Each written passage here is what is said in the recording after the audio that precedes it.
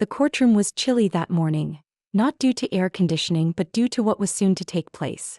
Cameras covered the walls, each seat occupied by faces hoping to see the most incendiary case in the history of the sister wives family. Christine Brown sat silently at the plaintiff's table, her hands locked together, her eyes on the floor. Facing her was Kody, cocky, proud, and smiling like a man who thought he couldn't lose. Robin sat behind him, her face white, her lips shaking. Janelle and Meri weren't anywhere close to each other. They hadn't spoken in weeks. The bailiff's voice boomed through the room. "All rise for Judge Parker." They rose, standing air so heavy with tension it vibrated like a hum. The gavel came down once. Sharp, crisp, conclusive. It was no longer about marriage. It was about betrayal, truth, and a recording that could finish it all. Kody was exposed. That's what the newspapers were labeling it. To Christine, though, it was something more than a headline. It was the day she would finally have a voice. Christine's attorney, a poised but razor-sharp woman named Lisa Grant, stood first. She started slowly outlining the case. Custody, money, manipulation. The audience sat forward, ready for the turn they knew was about to come. Then Lisa said it. "There's an audio tape, Your Honor, taken in the Brown home last year." The courtroom exploded, reporters murmuring, cameras popping, Kody's attorney leaping to his feet. "A tape? Your Honor, we object. There's no evidence of authenticity." But Lisa didn't bat an eye. She turned to Christine and whispered, "It's time." Christine nodded. The judge pushed his glasses up, exhaled, and waved. "Play the tape." A gentle click. Then static. And then voices. Faint at first. Then stronger. Undeniably Kody. His voice wasn't the cheerful, confident one viewers remembered from television. Angry, vicious, sick of lying. "You think you can leave and still steal everything?" His voice spat. "I created this family. Without me you have nothing." Gasps echoed through the courtroom. Robin clapped her hand to her mouth, her eyes wide with shock. Christine looked at the speakers as if she couldn't believe what she was hearing, and yet she'd heard it before. The tape went on. Another voice, Christine's this time, shaking. "All I wanted was peace, Kody. For the kids. For us." Kody laughed, bitterly. "Peace? There's no peace when you betray me." The audio snapped with static, then silence. Kody's attorney stood up in rage once more. "This can be edited. This is emotional manipulation." But Judge Parker leaned forward, gazing at Kody. "Mr. Brown, is that your voice?" Kody hesitated. The first hesitation of the day. He smiled, but it was strained. "It sounds like me. But anyone can edit a recording, Your Honor." Lisa played it again. This time the room heard something other than that. The distant sobbing of a child in the distance. A voice repeating, "Daddy, stop yelling." And that was it. The courtroom fell silent. Even Kody's smirk vanished.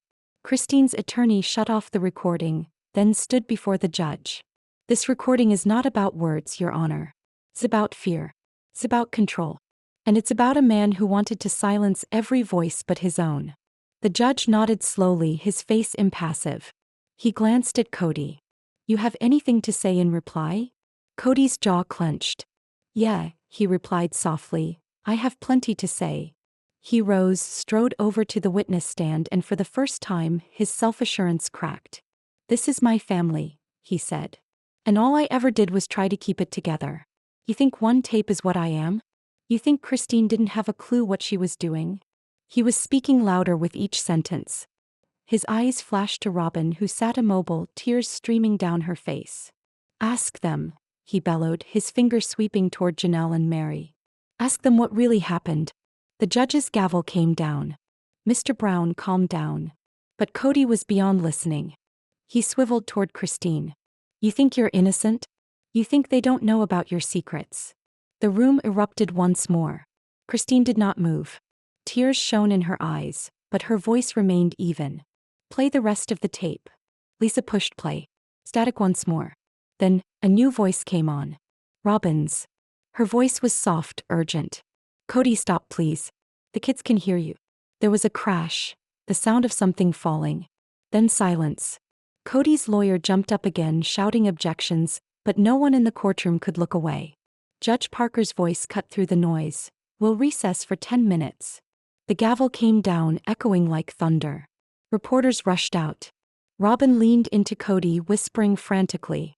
He shoved her hand away. Christine just sat still, staring straight ahead.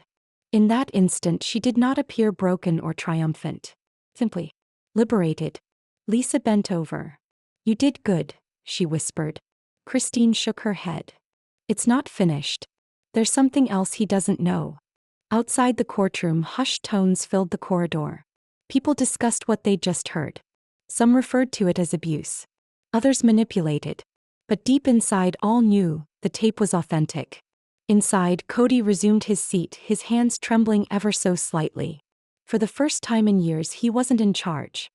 He swung around to his attorney. "We have to stop her before she plays the rest." The attorney scowled. "What do you mean, the rest?" Kody's eyes clouded. "There's another half of that tape." When the judge came back, he was looking tired, almost sympathetic. "Mrs. Brown," he said, "is there more evidence you want to enter today?" Christine nodded. Slowly, intentionally. "Yes, Your Honor. But it's not ready yet. There's something else we have to check first." The judge scowled. "What is it?" Christine finally looked Kody in the eye. "A video." Kody turned white. The courtroom gasped once more. Lisa set down a flash drive on the table. "Your Honor, this evidence arrived anonymously last night." Judge Parker raised an eyebrow. "Do you know who sent it?" Christine shook her head. "No. But whoever it was, they wanted the truth to come out." Kody stood up again, his voice shaking this time. "You can't just show videos without authentication. That's illegal." The judge nodded. "She's right. We'll postpone that submission until it's verified." Court adjourned for today. But as everyone stood to leave, Kody caught Christine's eye and whispered something that made her blood run cold. "You believe you have an idea of what's on that drive," he spoke softly. "You don't." Christine's heart stopped. For the first time that day, she wasn't certain anyone was actually in charge anymore. The gavel's sound rang out for the final time. And with the doors opening, the press rushed in. Flashes, voices, pandemonium. But this time, Christine didn't stop, her face unflinching. Because she realized, tomorrow the truth would free her, or destroy all that she had fought for.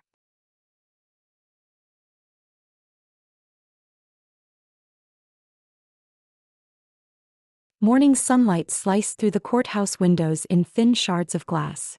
Christine was once more seated at the plaintiff's table, coffee still full, hands shaking just enough for the camera crews to catch.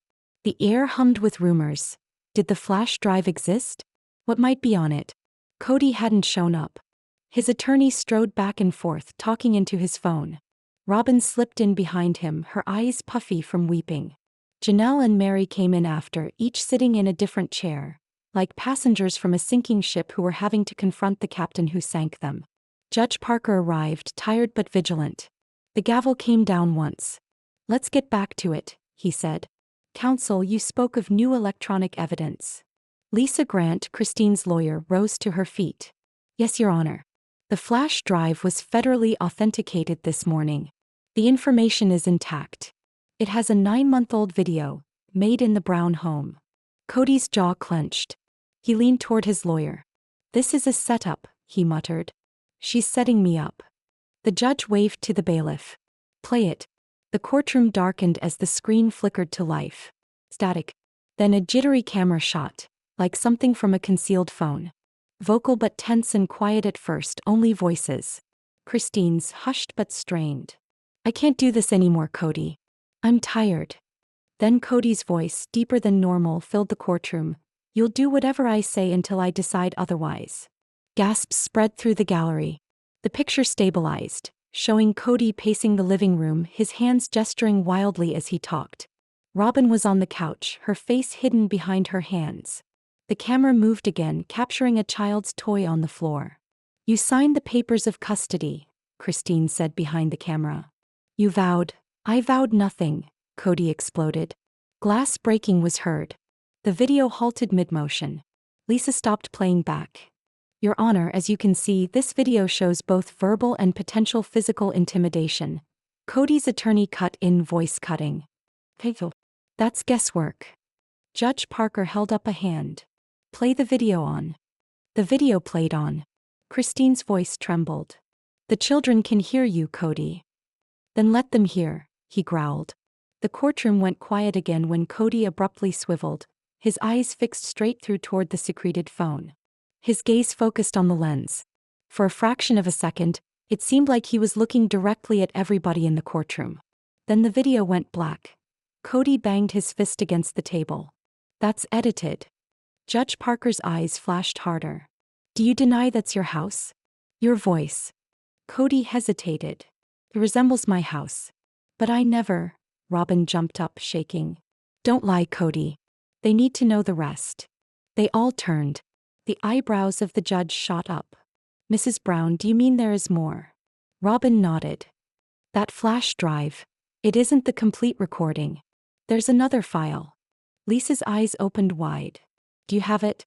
Robin trembled as she reached into her purse, drawing out yet another small drive. I got it last week. I didn't know what to do with it until now. Kody stiffened, the color draining from his face. The judge gestured to the bailiff once more. Bring it here. As the second drive was inserted, the screen flashed to life again. This time the camera started on Robin taping herself. Her mascara was smudged, her voice rough. This is for whoever finds it, she murmured. If something does happen to me, this is what really went on in our house. She captured the camera into the same living room. Kody was on the phone, bellowing at someone out of sight. You'll tell the network nothing until I say so. If this leaks, we lose everything. He hung up the phone and turned to Robin. You still taping your pity party videos? Her voice cracked. People should see who you are, really. The screen brightened, then displayed another view. One that recorded a safe being opened, money piles visible inside. Lisa halted the video. Your Honor, this is significant. These funds look to be unreported in the financial reports. Murmurs broke out. Kody's attorney attempted to get back in charge. Your Honor, this is invasion of privacy procured without permission. But the judge had heard enough to call for a recess. This court will check the validity of these files. We adjourn in 1 hour. As everyone stood up, bedlam broke out. Reporters rushed forward. Robin sat stunned, tears falling onto her hands. Christine walked over quietly. You didn't have to do that, she said. Robin shook her head. Yes, I did. He's been threatening me for months. Christine's face went gentle. You're brave. Kody strode past them both, his face a tempest. Outside the door, his voice could be heard. You think you can ruin me with edited footage? You have no idea what's coming. He stormed off, leaving Robin shaking. At recess, the hallway was filled with whispers. Meri stood by a window, observing the press mob outside. They won't cease until they've torched him to ashes, she whispered. Janelle moved up alongside her. Perhaps that's what it takes. He torched us first. Meri exhaled. He's still the father of my children. Janelle cut her a hard glance. He ceased being a father when he became a dictator. An hour later, the courtroom became full once more. Judge Parker appeared visibly distressed. The court's initial examiners verify that both recordings evidence no tampering. Mr. Brown, do you have any explanation for the second video? Kody said nothing. Mr. Brown. Eventually, he raised his head. Those were private moments. Painful ones. You can't judge a man from pieces of his life. Lisa replied softly, No, Mr. Brown. But we can judge patterns. Kody glared at the wives. You all think you're heroes now? You forget who built the life you're living. I gave you fame, homes, everything. The judge banged the gavel. Mr. Brown, sit down. He sat, panting. Christine's attorney came forward again. Your Honor, my client is asking for full disclosure of Mr. Brown's finances and access to the safe in the video footage. We also would like protective orders issued for all parties. The judge slowly nodded. Granted. The court will issue search authorization immediately. Gasps once more, this time from the side of the room belonging to Kody. Kody mouthed, You've made a mistake, Christine. She met his gaze. No, Kody. I finally quit making them. The hearing was recessed for the day. Storm clouds massed outside the courthouse. Christine emerged onto the steps, cameras clicking, microphones shoved into her face. She did not respond to questions. She said but one thing. The truth always finds its way home. And then she turned and walked to her car with Robin walking silently behind. Inside the car, Robin whispered, "They're going to come for me next, aren't they?" Christine started the engine. "Maybe. But you're not alone anymore." That night, as rain hit the courthouse roof, Kody sat alone in his lawyer's office, the glow of a desk lamp casting long shadows. He unlocked his phone, scrolling to a contact labeled Parker. He paused, then typed, "You and I both know this case can't go public. Call me." He erased the message before he sent it. Instead, he created a new folder on his computer named Plan B. The screen glimmered in his eyes, cold, resolute, unshattered. Because if the recordings were authentic, he still had one card to play. He opened a secret file. Video 3, Confession, Christine. The courthouse was colder the next morning, almost like the walls themselves sensed something sinister approaching. Journalists had spent the night sleeping outside, their cameras at the ready, their voices crisp. The world had witnessed Kody Brown at his worst. Or so they all assumed. Within, the atmosphere was charged. Christine came first, her hair tied back, her face pale but firm. Robin came next, sunglasses on in the shadowy room. Meri and Janelle sat in isolation, whispering. And then Kody walked in. No tantrum this time. No rage. No wrath. Just a hush, and an odd placidity that sent everyone ill at ease. He smiled faintly as he sat down, pushing a tiny USB drive along to his attorney. Judge Parker entered. "This court is now in session." Kody's lawyer rose. "Your Honor, before proceeding, my client has new evidence. One that challenges the integrity of the case against him." Christine frowned. New evidence? What could he possibly have? Lisa, her attorney, leaned over. "Stay calm. Let's see what game he's playing." The judge motioned to continue. "Submit the file." The bailiff inserted the drive into the monitor. Folder appeared. Video and MP4. Kody folded his hands. "I think the world deserves the full story, not just the parts that make me the villain." The judge looked uneasy. "You're certain this is relevant to the case?" Kody nodded. "Oh, it's very relevant." The screen lit up. Christine appeared, sitting on a couch, the same living room as before. Her expression was tired, her eyes swollen. The camera angle was steady, like she set it up herself. Her voice shuddered as she started, "I can't believe I did it. I shouldn't have gone this far, but he left me with no choice." Kody's eyes sparkled as there were murmurs in the courtroom. Christine went on, "I told them I was afraid, but perhaps I dramatized. I needed people to understand what he truly was, and if it meant distorting a few things, so be it." She hesitated, looking off camera. "Perhaps I shouldn't have mentioned that he slapped me. But if I didn't, nobody would pay attention. Everybody adores Kody Brown. The husband, the father, the performer." The room fell silent. Robin whispered, "No, that can't be true." Kody sneered. "It's as true as your fabricated tears yesterday." Lisa leapt to her feet. "Objection. There's no evidence this wasn't staged." The judge waved his hand for silence. "We'll have the analysts confirm it, but in the meantime, let it run." The video went on. Christine's tone turned icier. "If this works, I'll finally be free. I'll make him pay, and I'll make everyone believe me. Even if I have to pretend a little fear." The clip stopped. The quiet that followed was thick enough to strangle the room. And then there were the whispers, gentle at first, then building like a flood. Did she make it up? Is everything a fabrication? Was Kody set up? Christine's expression was etched in shock. That is not me. I did not ever say that." Kody sat back, his tone dripping with cool satisfaction. "Then tell us about it." Lisa requested a recess to review the video. Judge Parker complied. Outside, the courthouse exploded in pandemonium. Media outlets flashed headlines in minutes. Kody Brown Jones forces mind-blowing confession video. Christine caught saying she lived a lie? Christine sat on the courthouse steps, shaking. "He's killing me," she whispered. Robin squatted beside her. "Christine, that video, it doesn't sound like you. Your voice, yes, but the tone, the rhythm, it's wrong." Janelle joined them. "Could it be AI? Deep fake?" Christine blinked. "He wouldn't." But then she caught herself. Because deep down she knew, Kody absolutely would. Lisa came over, phone in hand. "I've already sent the footage to a digital forensics lab. But it'll take time." Christine glanced over at the courthouse doors. He's always one step ahead. Every time I tell the truth, he twists it. Inside, Kody sat in a private corner with his attorney, monitoring social media blow up on his tablet. Thousands of comments rolled in. I knew Christine was lying.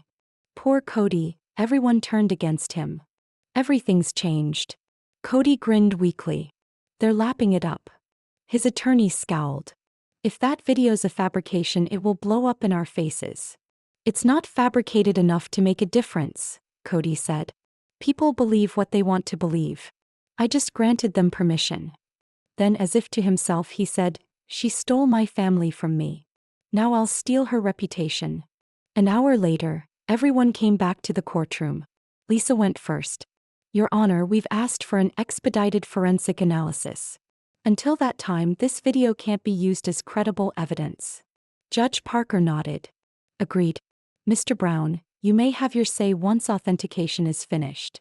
But Kody had more to say. Slowly, he rose to his feet, clutching a printed copy of the alleged confession. May I read part of it? The judge hesitated, then exhaling heavily, said, briefly. Kody started reading, his voice shaking at first, then growing sterner. I'll make him pay. Those are her words. I've been accused of controlling, abusing, manipulating. But what if I was simply defending myself against a woman who sought revenge? Who sought attention after leaving me? He turned to Christine. You told the world I was a monster. Perhaps you should have looked in the mirror first. The courtroom hummed once more. Christine stood shaking. That's not me. He's acting because he's losing. Kody raised an eyebrow. Then prove it. Later that night, forensic experts came back with their preliminary results. The video was partially authentic. Visual frame and facial information corresponded with Christine, but the audio waveform didn't match her normal voice pattern. Lisa pounced on that. See? The voice was changed. The judge nodded. Until confirmed, this court finds the third video inconclusive. Christine let out a sigh of relief, but Kody's composure did not crack. Because he wasn't going for a legal victory. He was going for public opinion. And in the public eye, he had already gained the upper hand. That evening, the headlines changed again. Experts question Brown case. AI editing possible in shocking video. Kody's defense crumbles, or Christine's story? Sister-wives civil war. Who's lying? The next morning, Christine woke to hundreds of messages. Some were kind. Some were toxic. You faked it for fame. You have what's coming to you. You lied to your own children. She scrolled silently until she saw one message that froze her heart. From an unknown number. You started this. I'll finish it. K. Lisa reported the message to the court immediately. The judge gave the order tighter protection and warned Kody not to contact her. Kody claimed he did not send it. Anyone could have done that. I received threats too, he protested with pretended innocence. But Christine recognized his manner, cool, measured, and always leaving him in charge. Days went by and the public uproar ballooned. Talk shows analyzed every video snippet. Supporters sided up or against him. Some hailed Christine as survivor. Others branded her a manipulator. Meanwhile, the forensic unit, out of earshot, uncovered something foreboding. The confession video was actually made with deepfake technology, composed from archived clips of Christine spliced together with an AI voice imitation. But the surprise? The metadata took them back to a production computer belonging to Brown Media LC, Kody's business. Lisa smiled. He trapped himself.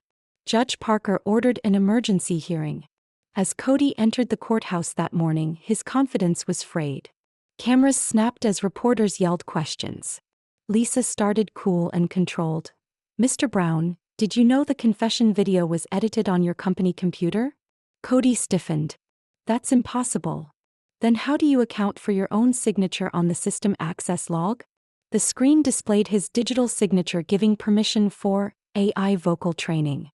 Christine whispered, he used my interviews, my own words, to construct that imitation. The judge's expression was thunderstruck. Mr. Brown, this court finds overwhelming evidence of willful falsification. You will turn over all digital equipment pending further investigation. Kody's voice cracked. You don't understand, she pushed me to it. But this time no one believed him. Robin began to cry again, whispering, You promised me it was over, Kody. He turned, his voice barely human. It's never over. As he was escorted out, Christine finally breathed freely. For the first time in years, she didn't feel like the one under the microscope. She looked at Robin, Janelle, and Meri. It's done. But Robin shook her head deliberately. No, Christine. This was only round one. You outed him, but he has followers, money, and power. He'll return. Christine nodded. Then we'll be prepared. Outside, thunder boomed across the sky as if responding to the storm that had just erupted. Because Kody Brown maybe lost the battle in the courtroom, but the war for his public reputation was far from over. 3 days had lapsed since the courtroom exploded with the revelation on Kody's deepfake video. Christine hadn't slept more than a few hours, but for the first time in months her chest wasn't tight from fear. The sun filtering through her kitchen window felt warmer. Her tea actually tasted like tea, not anxiety. The world finally knew what kind of man Kody Brown really was. He thought it was over. But peace doesn't last long in Kody's universe. That morning her phone began buzzing over and over. Notifications came in. Mentions, tags, messages. She scowled, scrolling through social media. And then she saw it. A clip, shaky subtitles, grainy audio. The title read, Leaked Audio. Christine Brown caught bragging about framing Kody. Her hands turned icy. She hit play. At first she only heard static. Then her voice, or something sounding like her voice. Laughter. A cold mocking laugh. And then, he deserved it. I made him look like the monster he is. Let the world hate him, I win. Christine's heart fell. No, this isn't real. Not again. The phone fell from her grasp. By noon the clip had gone viral. News channels broadcast it repeatedly. Podcasts argued it. Fans who had once shouted for Christine now packed comment sections with hate. So she faked everything? She's worse than Kody. They're both toxic. Even her best friends began calling. Janelle's voice shook on the phone. Christine, tell me that isn't real. It's not. I swear it's not. I believe you, Janelle said gently, but the others might not. Christine didn't need to ask who. He knew. Robin, Meri, and the world. Later that afternoon, Lisa charged into Christine's residence, phone in tow. I just received word. The prosecution team's reopening evidence review. That audio does it all. Christine's voice broke. But it's a fake. They already know what Kody did with the video. Lisa nodded, but her expression was somber. Yes, but this audio did not originate with him. The file metadata reveals it was uploaded through your own email account. Christine stiffened. That's impossible. It was sent from a burner account associated with your old phone. The one you said had been stolen months ago. Christine collapsed into her chair. Her brain reeled. He's framing me again. He probably has access to my old cloud backups. Lisa took a deep breath. We'll establish that, but it will take time. Tonight, in front of the courthouse, reporters congregated like vultures. Christine came in with her hood over her head, dodging cameras, but microphones trailed behind her. Christine, did you pretend to confess? Are you gaming the legal system? Is this a vendetta against your ex-husband? She didn't answer, she just shoved forward. But their words clung to her like smoke. Inside the courtroom was once again filled. Same faces, same whispers, same judge. But this time Kody wasn't cuffed. He was sitting quietly next to his lawyer, smirking. Your Honor, his attorney started, we have grounds to believe this new recording sabotages all prior testimony. Lisa jumped up.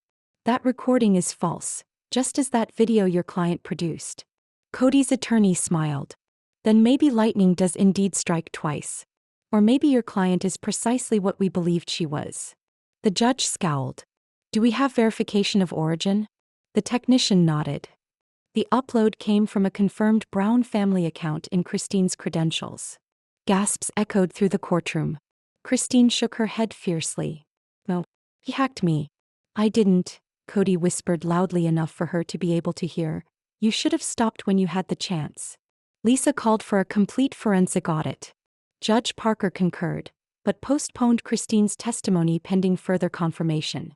For the rest of the day, Christine sat alone outside the courthouse, watching the sun set behind flashing media lights. Her phone rang again, unknown number. She hesitated, then answered.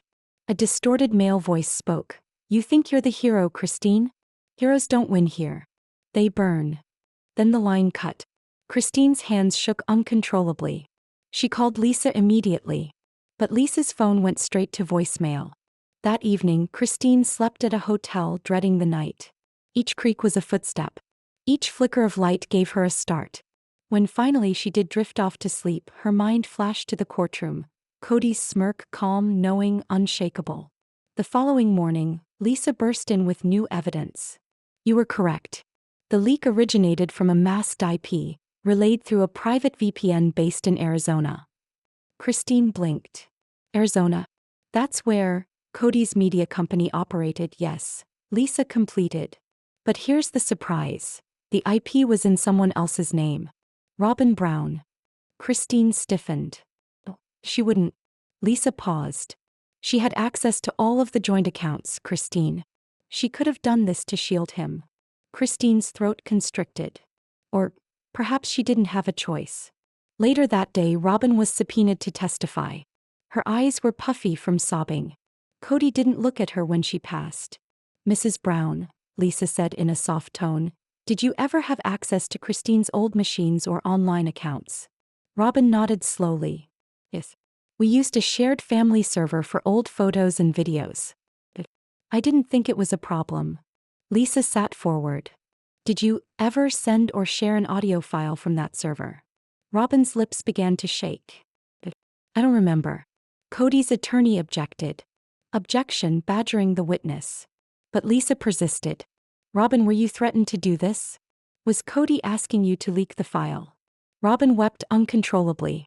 She glared at Kody and for the first time wasn't afraid but angry. He said it was just damage control. That it wouldn't be made public. He told me it was to keep the family safe. The courtroom erupted. Kody's calm was destroyed. Robin, stop it. You don't know what you're saying. But she did. He made me do it. He said Christine deserved it. Judge Parker brought down his gavel. Enough. The commotion ceased at once. The judge glared straight at Kody. Mr. Brown, your witness tampering has crossed every limit this court can endure. Kody attempted to speak but no sound emerged. Every mask eventually cracks, no matter how carefully it's worn. Outside, the news headlines burst forth once more. Robin Brown turns on Kody in court. Leaked call exposed as setup. Christine Brown's name cleared again. Christine emerged from outside, her face wet with tears. Not tears of sorrow this time, but fatigue. Lisa rested a hand on her shoulder. You just rode out another tempest. Christine, I think there's one final wave to come. Christine furrowed her brow. What do you mean? Lisa gave her a file folder. Financial reports. Secret accounts. Payments from Kody's company. All to one name we didn't see coming. Christine opened it and stopped in her tracks. Meri Brown. Her former sister-wife. The one who had said nothing while it all went down. What does she have to do with this? Christine whispered. Lisa's voice was icy. According to these records, she's been funneling money for Kody and paying for his legal fees under phony business names. Christine's breath was arrested. Meri. Lisa nodded. If this is true, then it means Kody's not done. He's rebuilding through her. Christine gazed out at the steps of the courthouse, camera flashes blinding her. Her tone was low but firm. Then it's time to finish what he started. The courtroom was quieter than usual that morning. The kind of silence that feels heavy, like the world itself is holding its breath. Christine stood by the window, her eyes hollow but sharp. She had faced betrayal, lies, and humiliation, but nothing prepared her for this. Meri. The one who had said she wanted peace. The one who claimed she was done with Kody. And yet her name was on every financial record. Every secret account. Every payment. Lisa walked in with a slender pile of papers. We verified it, she said quietly. The payments stretch back 6 months. Shell companies owned by Meri, all contributing to Kody's defense fund. Christine's throat constricted. Why would she do that? Lisa sighed. Loyalty? Guilt? Perhaps she still thinks she can salvage him. Christine turned back towards the courtroom door. Then let's hear her say it. Meri Brown entered slowly, her face unreadable. Her hair was neatly styled, her shoulders rigid, like a person attempting to appear tough while everything within is shattering. Kody avoided looking at her. Not even once. The audience buzzed as Judge Parker called the court to order. Lisa started, her voice low but sharp. Mrs. Brown, we have evidence that you arranged money transfers between Mr. Brown and his media accounts, around the time he was accused of tampering with evidence. Meri breathed deeply. I didn't realize that's what it was for. Lisa moved closer. You transferred more than $400,000, Meri. That's no small favor. Meri's voice broke. He said it was for production expenses. For a private documentary, his side of things. Christine's voice trembled from the other side of the room. And you fell for it? Meri regarded her, eyes glassy. I didn't want to think he could do all of those things. I figured, if I assisted him, he'd finally come clean. The courtroom was still, except for the heavy, shuddering sound of Christine's breathing. Do you know what that money did? Christine whispered. It paid for forged evidence. Paid for hackers. It nearly killed me. Meri's lips shook. I had no idea. Lisa pushed another piece of paper in front of Meri. You did. You signed this authorization, the same day the deepfake video went up. Meri gazed at it, eyes opening in shock as tears threatened. He told me it was for editing video. But I didn't ask any questions. Kody finally brought his head up. Meri, be quiet. Meri stood facing him, and for the first time her expression hardened. Oh, I've been quiet long enough. Judge Parker leaned forward. Mrs. Brown, are you swearing that Mr. Brown tricked you into funding fake evidence? Meri nodded, tears streaming down. Yes. He used me. Kody slapped his hand on the table. That's a lie. The bailiff moved closer, but Kody's voice only increased. You think I'm the monster? They all used me. For fame, for pity, for their own stories. Christine rose slowly, voice even but intense. No, Kody. We just stopped letting you write ours. The crowd gasped. Kody glared at her, eyes crazy. You think you've won? You'll always be connected to me. You made me who I am. Christine did a hard shake of her head. No, Kody. You did it yourself. The judge called for order. Mr. Brown, this is your final warning. Kody sat down, chest still heaving, eyes flying back and forth between Christine and Meri. Lisa went on. Your Honor, from the financial records, the staged confession video, and the manipulation of witnesses, the prosecution proceeds to indict Mr. Brown for perjury, obstruction of justice, and forgery of digital evidence. The courtroom exploded. Reporters wrote frantically. Cameras popped. Judge Parker brought his gavel down. This court will consider immediately. The minutes crawled like hours. Christine sat in stunned silence, her hands folded in front of her. Meri cried quietly. Even Robin appeared dazed, looking at the ground. At last the judge came back. Kody Brown, this court finds you guilty on all counts. Kody did not stir. He simply gazed straight ahead, expressionless, as if the words could no longer find their mark. Judge Parker went on. You are hereby sentenced to 18 months on obstruction with probationary supervision after your release. Gasp arose. It wasn't a harsh sentence, but it was sufficient. Christine's chest did feel lighter. She hadn't anticipated winning. Just truth. And now she had it. Outside the courthouse steps were littered with microphones once more. But Christine didn't hide this time. Reporters yelled out her name. Christine, do you forgive him? Will you ever talk to the sister wives again? What's next for you? She breathed. I don't know if forgiveness is even possible. But healing is. That's what I want now, for all of us. Then she turned to Meri, who stood by the doors, her face smeared with tears. Meri said softly, I'm sorry. Christine nodded. Then show him by never letting him have power over you again. Weeks went by. The media frenzy slowly died down, although never completely. Christine spent more time with her children, away from cameras, away from noise. Silence, for once, tasted like peace, not punishment. She still got letters from Kody, long rambling prison letters. She never answered. But she did read them. Because every villain's tale deserves to have an end. She came across one letter written in unstable handwriting. You always said you wanted freedom.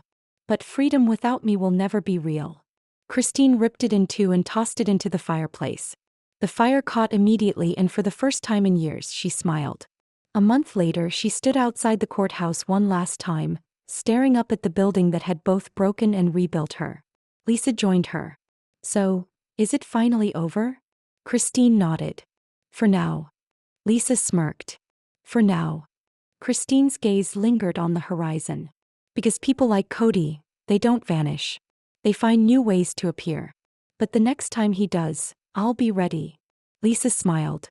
And if he doesn't? Christine let out a slow breath. Then maybe I'll finally be able to live the life he told me I couldn't. As Christine strode toward her car, the sun set behind the courthouse, dyeing it gold. Behind her, the ghosts of decades of anguish slowly receded with each step. She slid inside the car, started up the engine, and glanced into the rearview mirror one last time. Her own face smiled back at her. Not the shattered woman who had begged for honesty, but the survivor who had finally taken it. She spoke softly to herself, "This time my story is mine." And she drove off, leaving the courtroom headlines and the man who used to think he held her fate behind. Because he didn't anymore.